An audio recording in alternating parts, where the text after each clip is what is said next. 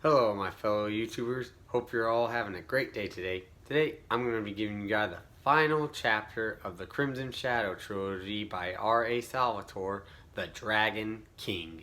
Now the Dragon King picks up just shortly after Luthien's gamble, where now Luthien has gained as much power as he can with the help of all of the soldiers from humans, elves, and even dwarves to rise up against Greensboro and defeat his army of Cyclops and demons.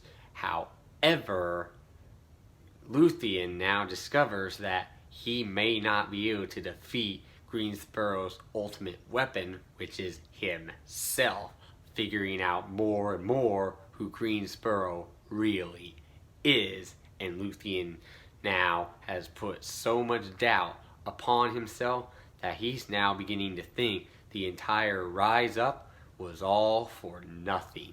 After reading this book, I'm actually going to award it a good 5 out of 5 stars. Let's now begin why. So yes, the plot of this story picks up just shortly after Luthien's gamble, continues the whole story of Luthien and all of his soldiers rising up against Greensboro and his army. Yes, that's all we know from already the other previous stories, but in this chapter, as I said, Luthien now is more concerned than ever that the whole rise up might have been for nothing, figuring out more and more about Greensboro and the person that he truly is, which he soon discovers he's not a person at all. So plot twist, but I'm not giving any spoilers. The Wizard King is something that he or no one of the land even suspected at all. And that, to me, gave the plot so much more action and adventure and suspense to where I was anxious to get through it to figure out who Greensboro was.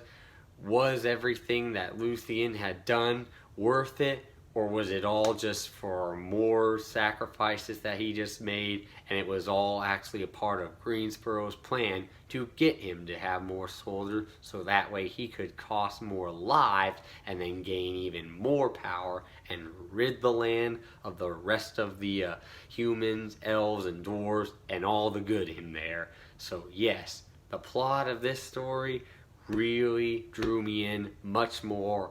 I enjoyed it. Hands down, it was exactly the type of fantasy book that I was looking for, and a great closure to the end of a trilogy that I found to be phenomenal. I mean, the action that takes place in here, and there's also some more failure in here, which is what I was looking for, which helped hypen the story even more, whereas the first two, there was hardly any failure at all. It was just always good guys winning, good guys winning, good guys winning. Here, it's not just always the good guys.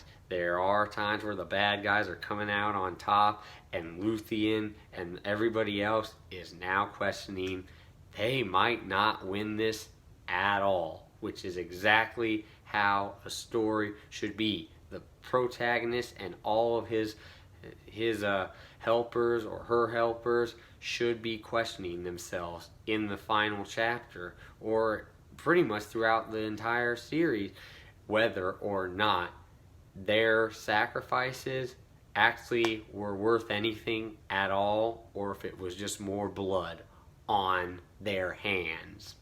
That, phenomenal. I loved it, hands down. And the characters, as we all know before, Luthien, Oliver, Bryn, Amor, or Catherine, Catherine, I believe is how you say her name. And then you got a few other characters like the princess that I mentioned in the last story, how she had her throne stolen from her by Greensboro. There's a few demons that show up in here. And one other thing for sure, Greensboro, he gets more text time for sure. And we learn so much more about him. We learn that he wasn't always this powerful being. He actually started out kind of like low class before, but it gives us a good explanation and backstory to how he rose up to power and became one of the most feared people in all the land right there. That I found absolutely outstanding, enjoyed him, and it made me enjoy Greensboro as a character much more. Even though he's the antagonist, I loved him. I just wanted to see him much more, and when writers do that, when they make the antagonist so evil and so distinguished that you love them, that lets you know they did a pretty good job right there in explaining and fulfilling the story of that character to make everyone see that this person's got much more to them, and you just, even though they're evil, you just gotta love them because they got good intentions to what they're doing right there.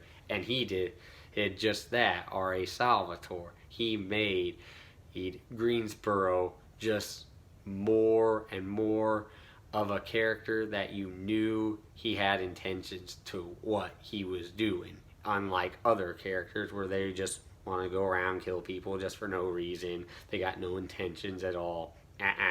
Greensboro, completely different from that. He avoids that completely. And the other characters, as I just said, Luthien Oliver, the wizard, Bryn Emar, and Caterin, which is Luthien's love interest. We do just learn more and more about them. They're rising up, but at the same time, they're all questioning whether or not their sacrifices actually were worth anything, especially Luthien. He's actually beginning to feel guilt, and you see it and feel it yourself, that he is thinking that he's responsible for everything, that he's responsible for all the deaths because he's the one that led everyone to believe that it was possible to win this war, where now he's figuring out more and more about Greensboro, and that I might have just signed everyone on to their deathbeds right here, because he now doesn't think it's possible to defeat this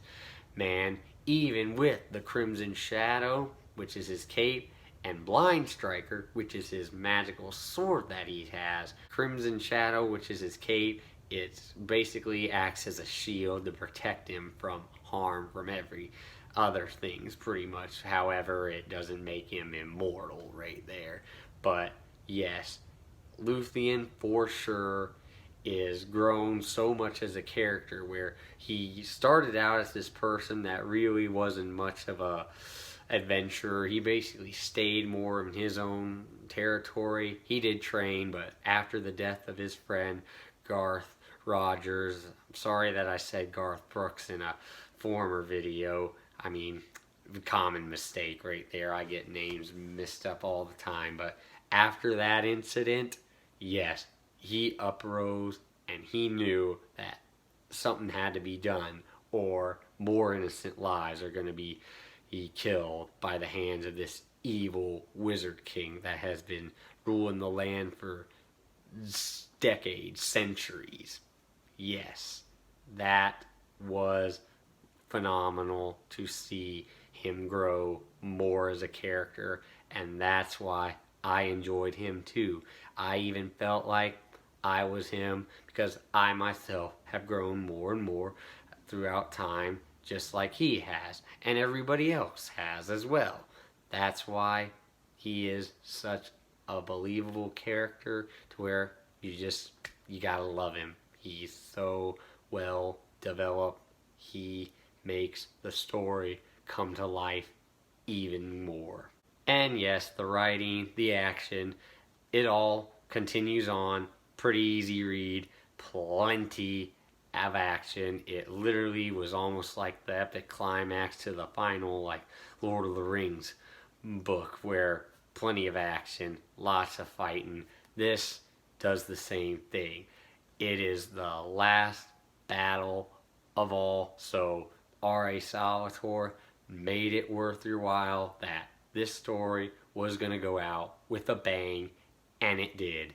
And he did not disappoint at all. Hence why I've grown to love R.A. Salvatore so much that he's now one of my favorite authors altogether. I'm just going to enjoy his work no matter what. So get ready to see much more of his work on this channel because I love him. He's just that great of a writer to me. And that's all I gotta say about this book. Hope you all enjoyed this video. If you like it, hit that like button and remember to subscribe to this channel. I do post videos every Friday and I try to post more throughout the week.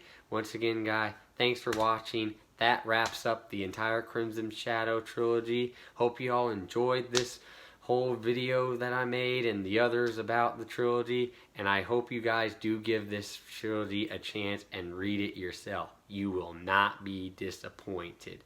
It's worth it. I guarantee you. Once again, guys, thanks for watching. Y'all take care and have a great day.